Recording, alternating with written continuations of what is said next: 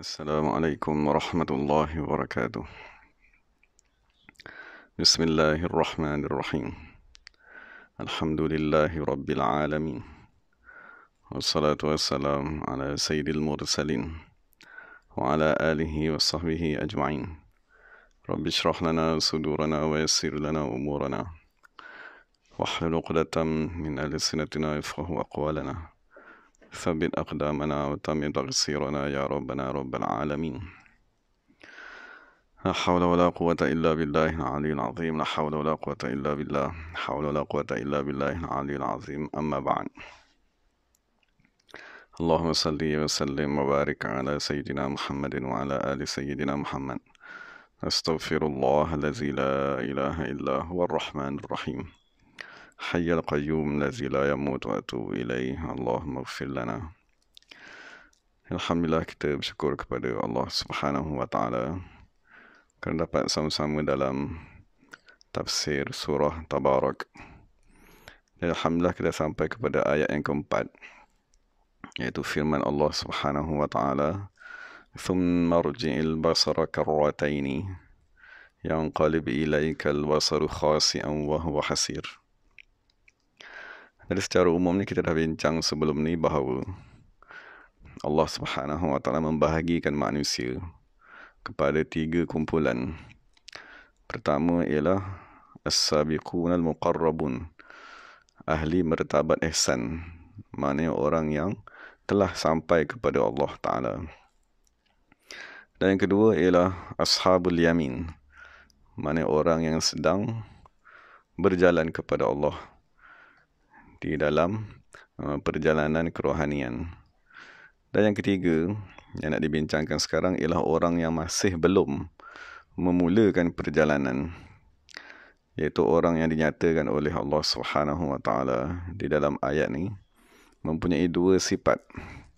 Pertamanya ialah khasian wa huwa hasirun. Jadi sekiranya Allah Subhanahu wa taala izinkan, jadi kita akan bincangkan dua kalimat tadi. Kalimat khasian dan kalimat hasirun. Maksudnya ini sifat manusia yang masih belum bertaubat kembali kepada Allah. Pertama sekali yang Allah Ta'ala nyatakan ialah khasian. Tadi khasian dia boleh difahami dengan dua makna. Pertama sekali maknanya ialah al-bu'du, maknanya jauh. Maksudnya Allah Ta'ala menyatakan bahawa orang yang masih belum bertaubat, orang yang masih belum duduk di atas sirat mustaqim, maka dia ada satu sifat iaitu khasian, iaitu jauh daripada Allah Subhanahu wa taala. Cuma sekiranya kita ingin memahami apakah makna jauh daripada Allah Ta'ala, maka yang dimaksudkan dengan jauh daripada Allah Ta'ala ialah jauh daripada al-ulama wal-awliya. Maksudnya al-bu'du anil ulama'i wal-awliya'i an sababir rahmah. Maknanya seseorang tadi dia jauh daripada alim ulama dan wali-wali Allah Subhanahu wa taala. Jadi itu tandalah sekiranya kita ingin menilai adakah kita tadi dekat dengan Allah Subhanahu wa taala ataupun jauh, maka kita nilailah diri kita. Adakah kita tadi dekat dengan ahli ilmu yang mengajarkan fardu ain seperti akidah, fiqh, dan adakah kita dekat dengan kekasih Allah al-awliya untuk membimbing kerohanian kita sampai kepada Allah Subhanahu wa taala. Jadi di zaman Nabi Muhammad sallallahu alaihi wasallam, jika dikatakan seseorang tadi dekat dengan Allah Subhanahu wa taala, maka difahami dekat tersebut ialah dengan dekatnya mereka kepada Nabi Muhammad sallallahu alaihi wasallam. Sebagaimana sahabat-sahabat yang kita maklum, sahabat yang paling dekat dengan Allah Ta'ala ialah Sayyidina Abu Bakar. Dan apabila kita lihat Sayyidina Abu Bakar, dialah sahabat yang paling dekat dengan Nabi Muhammad sallallahu alaihi wasallam. Kerana Allah Subhanahu wa taala menyatakan di dalam Al-Quran, dia bersama-sama dengan kita di mana saja kita berada. Jadi bagaimana kita nak memahami Allah yang sentiasa berada bersama-sama dengan kita, dalam masa sama dia dihukumkan jauh daripada kita. Jadi yang dimaksudkan dengan jauh tu ialah jauh daripada al-ulama'i wal awliya, kan, ulama-ulama dan kekasih-kekasih Allah Subhanahu wa taala. Jadi itu makna dekat ataupun jauhnya kita daripada Allah. Dan itulah makna pertama daripada lafaz khasian. Makna pertama daripada lafaz khasian, tanda orang yang belum beribadat, dia ada satu masalah, iaitu al-bu'du, makna jauh daripada Allah. Jauh daripada orang yang menunjukkan kepada Allah. Dan jauh itulah yang diistilahkan dalam banyak ayat-ayat Al-Quran yang dipanggil sebagai al-la'natu ataupun la'nat. Maksud la'nat ni bermaksud dijauhkan daripada rahmat. Maksudnya sekiranya seseorang tadi dilaknat, wal'iyyazubillah, maksud laknat tadi ialah dia dijauhkan daripada rahmat. Dan kita maklum, rahmat tadi ialah Nabi Muhammad sallallahu alaihi wasallam. Jadi makna seseorang dilaknat ialah seseorang dijauhkan daripada manusia yang membawa rahmat, iaitu Nabi Muhammad sallallahu alaihi wasallam. Dan hari ini kan manusia-manusia yang dijauhkan daripada ulama, dijauhkan daripada kekasih Allah Subhanahu wa taala, itulah manusia yang jauh daripada Allah taala.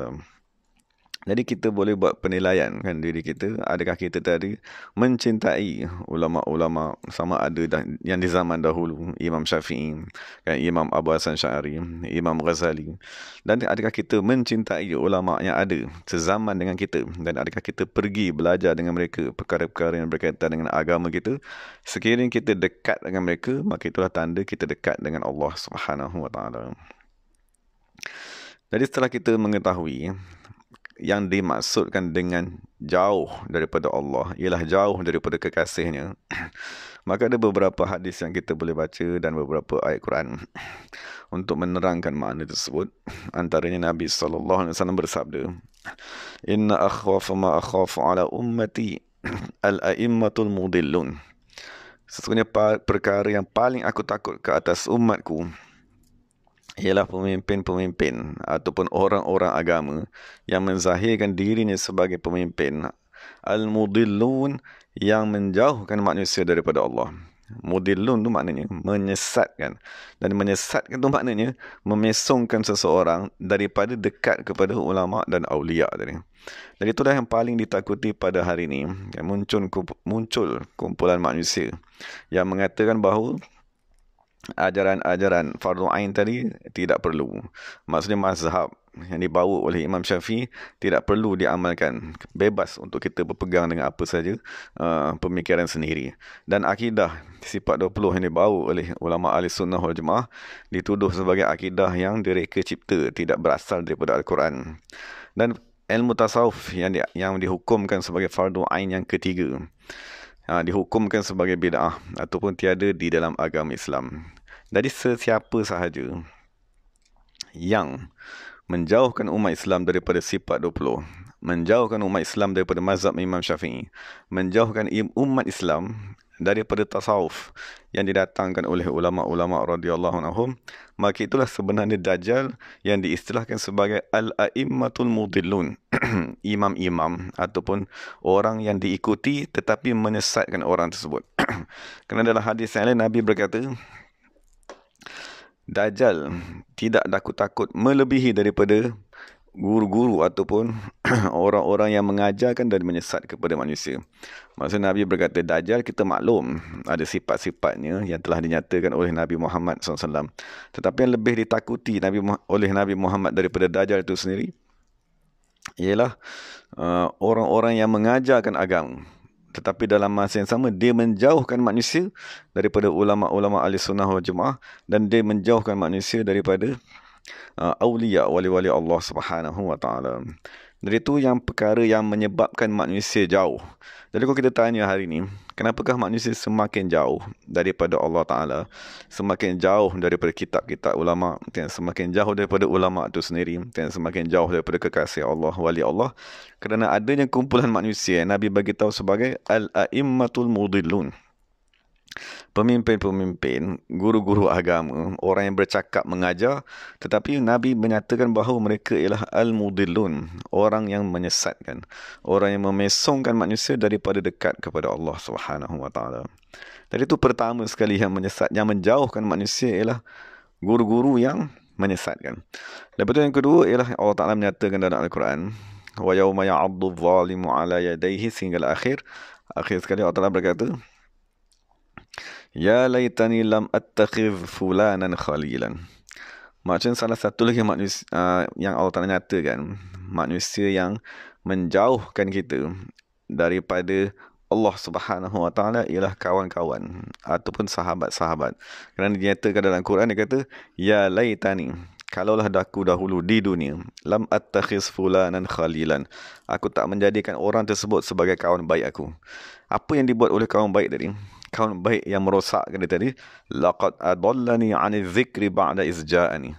Sesungguhnya dia telah memesongkan aku daripada berzikir setelah zikir tersebut datang kepada aku. Wa kana syaitanu lil insani khadhula. So, syaitan akan menyebabkan manusia tadi kecewa dan sia-sia. Dari itulah satu. Kedua, pertama sekali, orang yang kita tak kenal pun, kan, orang kita tengok dalam YouTube kan mengajar, menghina imam-imam mazhab, kan, menghina imam ahli sunnah wal jemaah. Lepas tu kita pun dengan mudahnya terikut kan pendapat-pendapat mereka. Dan yang kedua, yang paling bahaya sekali ialah kawan-kawan kita sendiri yang memesongkan nas Quran. Dia kata laqad adallani 'ani dzikri. Sesungguhnya orang tersebut telah memesongkan aku 'ani dzikri, daripada berzikir, mengingati Allah, ba'da iz ja'ani, setelah zikir tersebut datang kepadaku. Maksudnya kita jahil kan, maksudnya kita minta Allah Ta'ala bagi hidayat.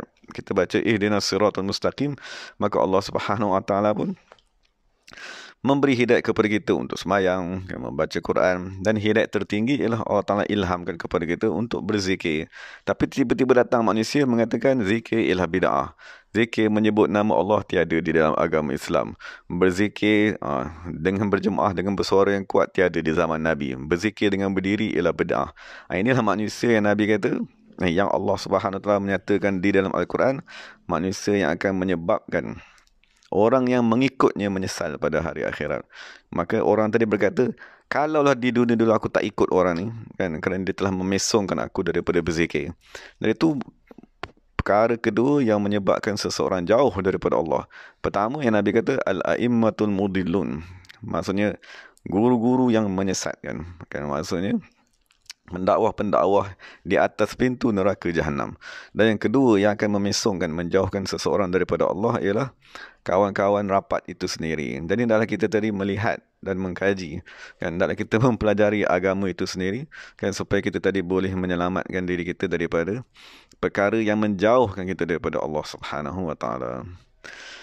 Dan dalam hadis Nabi SAW bersabda, perumpamaan sahabat dari itu, sahabat yang baik. Maksudnya kita mencari sahabat yang baik untuk mendekatkan kita kepada Allah. Jadi Nabi kata perumpamaan sahabat yang baik tadi itu masalul attar, seperti orang yang menjual minyak wangi. Sekiranya kamu tidak mencalitkan minyak wangi itu pada diri kamu, maka bau yang wangi itu sendiri akan dapat kamu rasai. Maksudnya ada faedah, kan, sahabat-sahabat yang baik tadi, kan, sahabat-sahabat yang menegur kita, kan, sahabat-sahabat yang mengingatkan kita, itu semua ada faedahnya. Dan Nabi kata juga, dan perumpamaan kawan-kawan yang jahat tadi seumpama orang yang tukang besi. Sekiranya dia tadi tidak menyebabkan baju kamu terbakar, maka bau yang busuk tadi akan kena kepada diri kamu. Dan itu Nabi SAW menyatakan kepada kita bahaya, kan, kawan yang menjauhkan kita daripada Allah Subhanahu Wa Ta'ala. Dan akhir sekali di dalam hikam, Ibnu Athaillah berkata, la tashab man la yunhiduka haluhu wa la yadulluka ala Allahi maqaluhu. Jangan sekali-kali kamu bersahabat dengan orang yang kerohaniannya tidak membangkitkan semangat kamu, dan percakapannya tidak menunjukkan kamu kepada Allah Ta'ala. Kan, maksudnya orang tadi mengajak kita kepada syahwat, mengajak kita kepada dunia, memesongkan lagi, menghabiskan masa kita kepada perkara-perkara yang tak ada faedah, yang menyebabkan manusia tadi menyesal di akhirat. Dan itu makna pertama daripada lafaz khasian. Makna sifat, kan, manusia yang masih belum beribadat kepada Allah Subhanahu Wa Ta'ala ialah khasian, kan, sebagaimana dinyatakan tadi, ialah jauh daripada Allah. Jadi tujuannya ialah kita nilailah diri kita, kan, adakah kita masih jauh ataupun kita sudah berusaha mendekatkan diri kepada Allah. Dan sifat kedua yang dinyatakan ialah, bagi makna khasian ni, ialah az-zul, maknanya kehinaan. Maknanya apabila seseorang tadi telah jauh ni diistilahkan seperti dihalau, kan, maksudnya rumah raja, Maksud kita tadi dijauhkan. Dan apabila seseorang tadi dijauhkan daripada raja, kan, dijauhkan daripada ulama, dijauhkan daripada wali-wali Allah, maka dia akan mendapat satu sifat yang diistilahkan sebagai azul, iaitu kehinaan, kerana kekal di dalam maksiat. Kan, maksudnya walaupun kita rasa kita ada pangkat yang tinggi di dunia, kan, kita ada harta yang amat banyak di dunia, tetapi selagi orang tadi belum kembali kepada Allah, maka dia dihukumkan di dalam kehinaan. Jadi Imam Hasan Al-Basri berkata, hanu alaihi fa'asawhu walau azzu alaihi la'asamahum. Maka Imam Hasan Basri berkata, kenapa manusia tadi masih boleh buat maksiat? Kan, maksudnya kenapa dia tak boleh berhenti maksiat?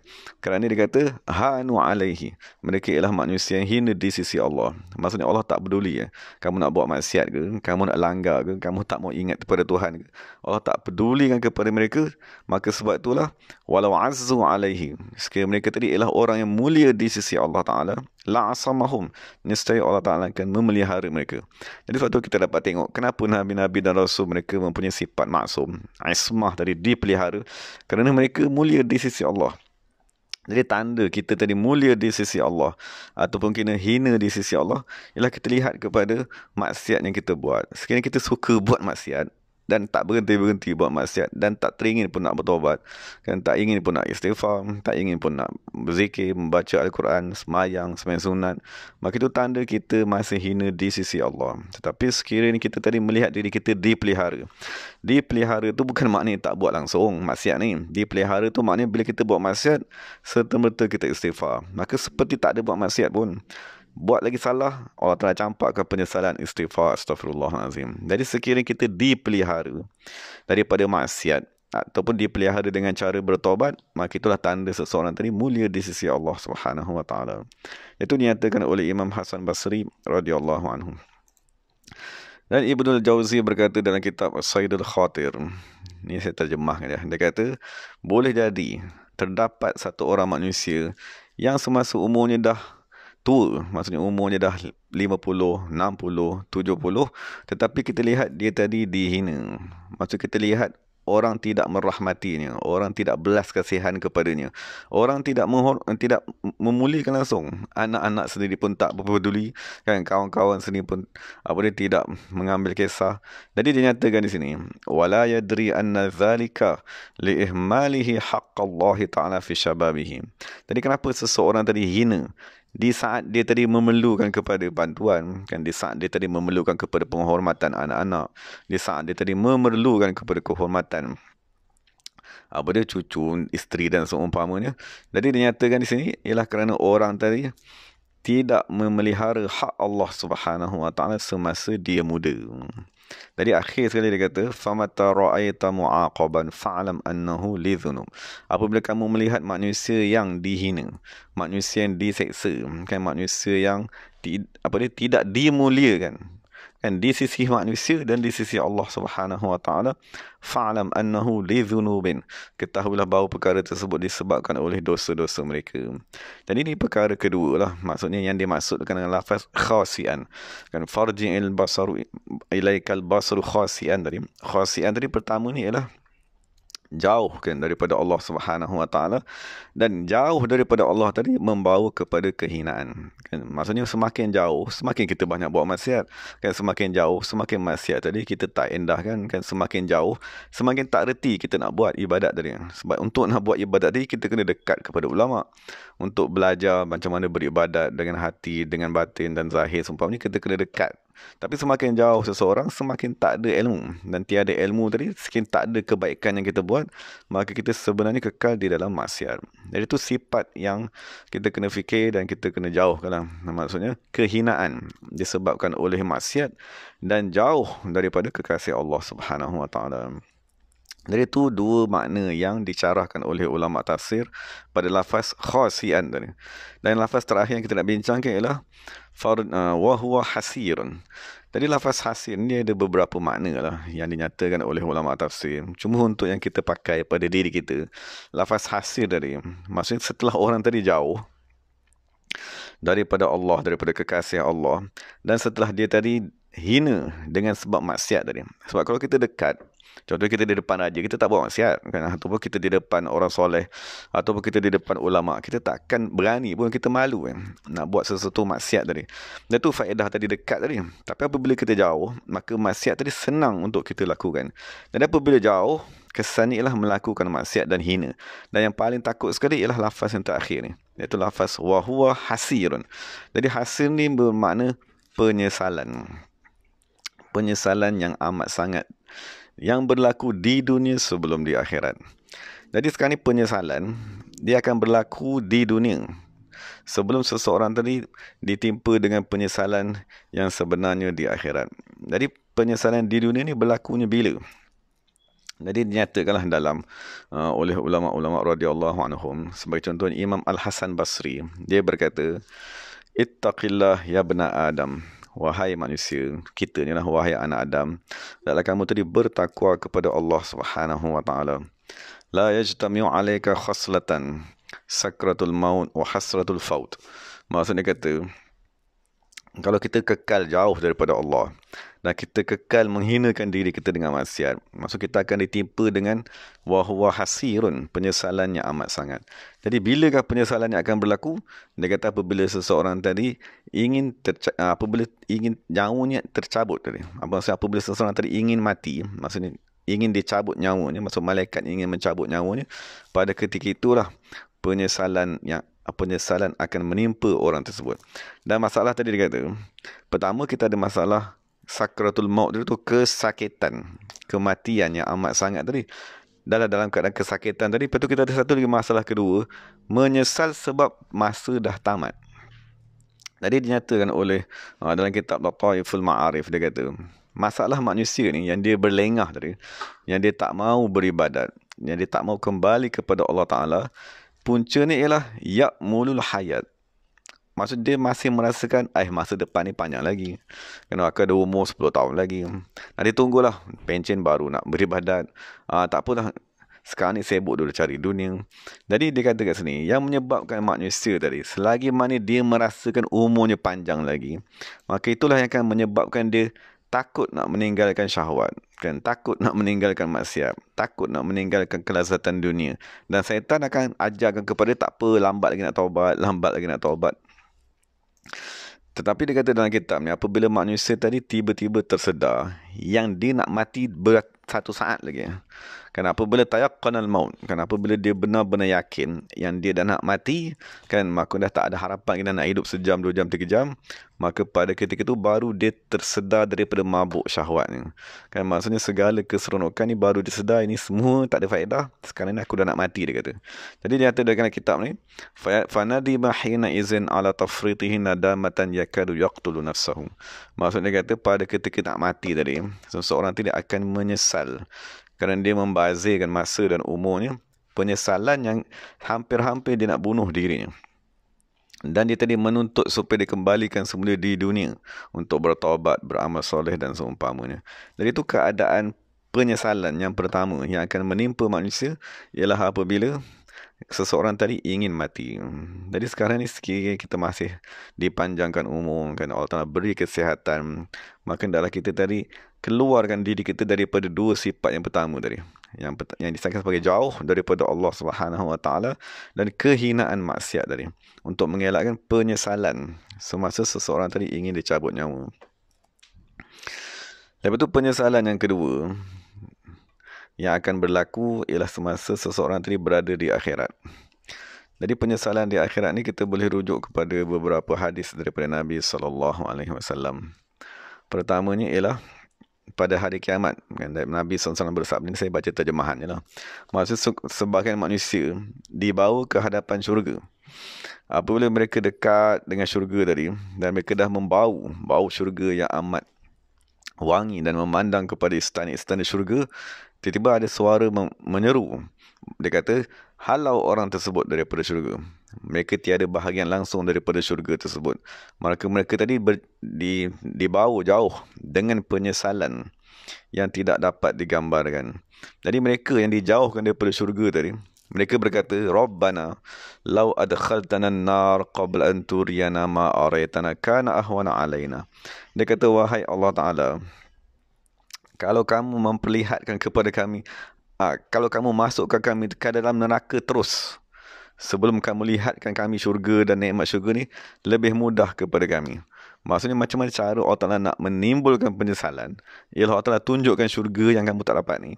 Dan kemudian Allah Ta'ala hantar kamu ke dalam neraka. Waliyazubillah.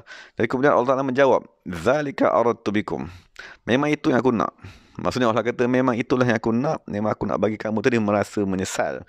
Kerana di dunia dahulu, kamu tidak beribadat. Lepas tu dia ada panjang lah. Maksud Nabi berkata, di dunia dulu, maksud Allah berkata kepada orang tersebut, kamu menentangku dengan dosa-dosa besar.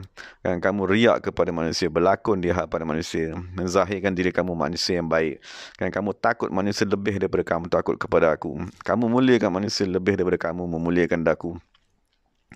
Itu Allah Ta'ala mengherdik mereka di akhirat. Jadi itu hadis yang pertama. Kan, penyesalan apabila seseorang tadi melihat nikmat yang Allah Ta'ala kurniakan, lalu dicampakkan orang tersebut ke dalam neraka. Kemudian hadis yang kedua, yang menyatakan tentang penyesalan di akhirat ni, ini ialah apabila semua dah berada di dalam neraka. Tadi baru nak pergi ke neraka. Sekarang ni yang ahli syurga dah masuk ke dalam syurga. Dan ahli neraka dah masuk ke dalam neraka. Jadi ini riwayat daripada Sayyidina Ibnu Mas'ud radhiyallahu anhu, dia berkata, apabila masuk ahli syurga ke dalam syurga dan apabila ahli neraka dah masuk ke dalam neraka, maka didatangkan kematian. Maksud sifat mati ni, maknanya kita maklum ada satu sifat namanya kematian dan kehidupan. Jadi sifat kematian itu didatangkan di akhirat di atas bentuk seekor kambing, diletakkan di antara syurga dan neraka. Kemudian diseru, wahai ahli syurga, inilah kematian yang mematikan manusia di dunia.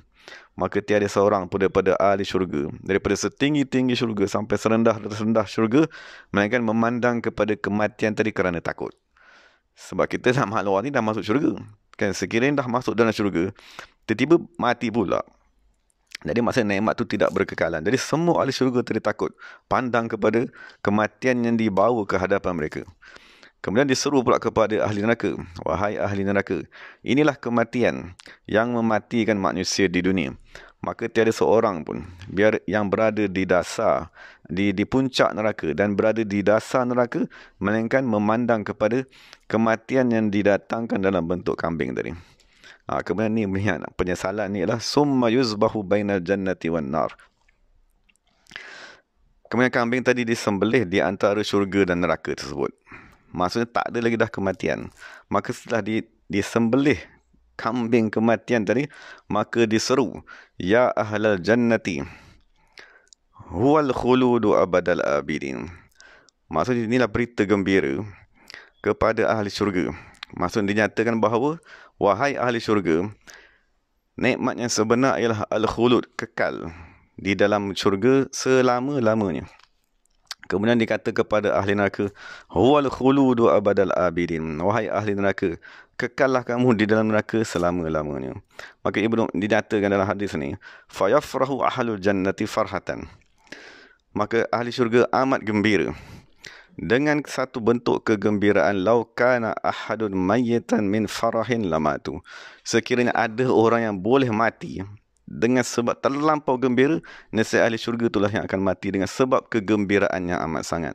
Sebab mereka tadi dah duduk dalam syurga, dah rasa nikmat syurga, kan, dah rasa keseronokan, tiba-tiba ada kematian pula datang.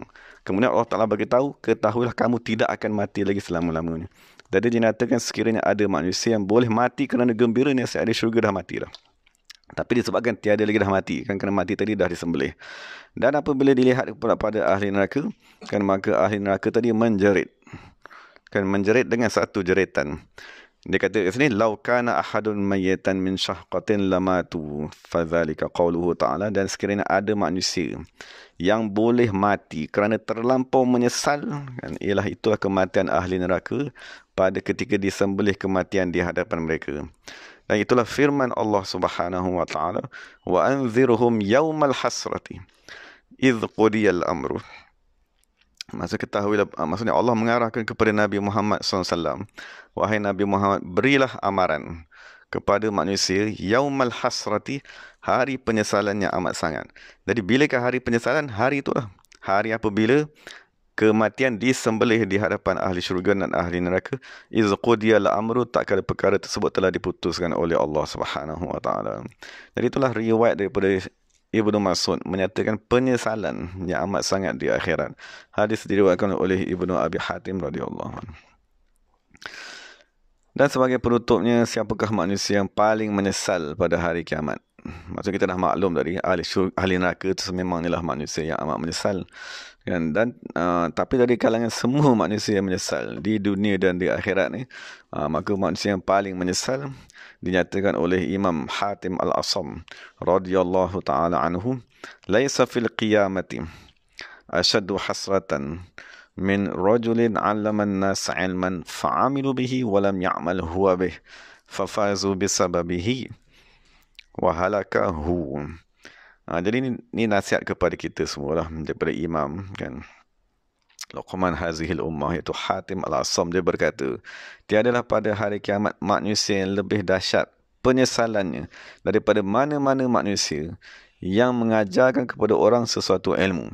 Maksud kita hajar kepada anak kita satu ibadat, kita suruh anak kita semayang, kita tak semayang. Fa'amilu bihi, jadi orang tu ikutlah apa yang dia amalkan. Maksud kita hajak kawan kita berzikir, kita tak berzikir.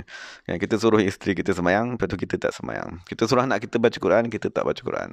Ataupun guru-guru, tenaga pengajar, pendakwah, tak kira siapa saja yang mengajarkan sesuatu ilmu kepada manusia. Jadi orang yang dengar tadi ikut. Walam ya'mal huwa bihi, tapi dia tak buat pula benda yang dia suruh tadi. Fafazu bisababihi, maka orang-orang yang mendengar nasihat tadi tu, kan, anak, isteri, anak murid, segala orang yang mendengar ceramah, mengamalkan apa yang diamalkan. Wahalaka huwa, tetapi dia sendiri binasa kerana tidak mengamalkannya. Jadi inilah manusia yang paling menyesal di akhirat. Jadi kita mohon daripada Allah Subhanahu wa taala. Jadi apabila Allah Taala sebut kan khasian wa huwa hasir, jadi hasil tu maknanya manusia yang amat menyesal.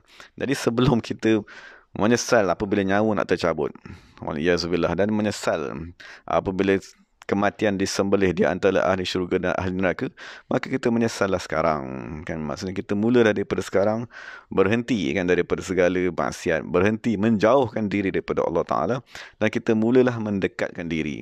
Cuma nak mendekatkan diri itu, sebagaimana Imam Ghazali menyatakan, dia mesti dimulakan dengan ilmu. Bila kita nak betul-betul bertobat, maksudnya saya nak bertobat, bukan terus bertobat tu maknanya semayang. Kan? Oh, saya nak bertobat. Maknanya bertobat tadi yang Imam Ghazali nyatakan dalam Minhaj Abidin ni, dia kata fal ya'lam awalan at-tariqa. Apabila seseorang tadi nak bertobat, pertama sekali dituntut kepada dia fal ya'lam awalan at-tariq.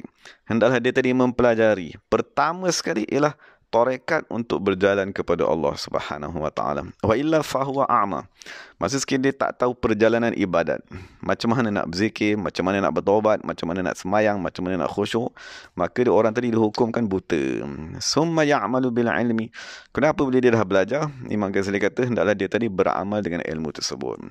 Dan itulah tanda penyesalan. Kalau kita betul-betul menyesal dengan masa yang telah kita buang, kan, dengan segala dosa yang telah kita buat, tanda seseorang tadi menyesal, Imam Ghazali kata fal ya'lam awalan at-tariq. Hendaklah dia tadi pergi mencari tarekat, pergi mencari jalan untuk dia tadi beribadat, kan, untuk sampai kepada Allah Subhanahu wa taala. Dan setelah dia tadi berjumpa dengan tarekat tersebut, hendaklah dia mengamalkan apa yang diajarkan. Wallahu taala alam. Jadi itu tuntutan daripada hasil tadi. Apabila kita dah tahu kita tadi menyesal, maka jangan sekali-kali kita tadi membuang masa, kan, jangan kita tadi menjauhkan diri daripada Allah taala. Jadi itu dua kalimat lah yang kita boleh bincangkan daripada ayat keempat surah Al-Mulk, surah Tabarak, iaitu kalimat khasian yang bermakna jauh daripada kekasih Allah dan bermakna hina disebabkan oleh maksiat, dan terakhir sekali ialah lafaz hasir yang membawa makna penyesalan di dunia dan di akhirat. Wallahu ta'ala alam. Jadi segala yang baik itu daripada Allah Subhanahu wa ta'ala, segala salah silap itu daripada diri saya sendiri. Wa aqulu qawli hadza wa astaghfirullahal azim li wa lakum lisa'il muslimin wal muslimat. Assalamualaikum warahmatullahi wabarakatuh. Bismillahirrahmanirrahim. Alhamdulillahirabbil alamin wassalatu wassalamu ala sayyidil mursalin wa ala alihi washabbihi ajma'in. Rabbana zalamna anfusana wa illam taghfir lana wa tarhamna lanakunanna minal khasirin. Rabbana atina fid dunya hasanah wa fil akhirati hasanah wa qina adzabannar. Wa sallallahu ala sayyidina Muhammadin nabiyil ummi wa ala alihi wasallam. Alhamdulillahirabbil alamin. Qabbalallahu minna wa minkum. Jadi terima kasih kepada semua sahabat-sahabat. Assalamualaikum warahmatullahi wabarakatuh.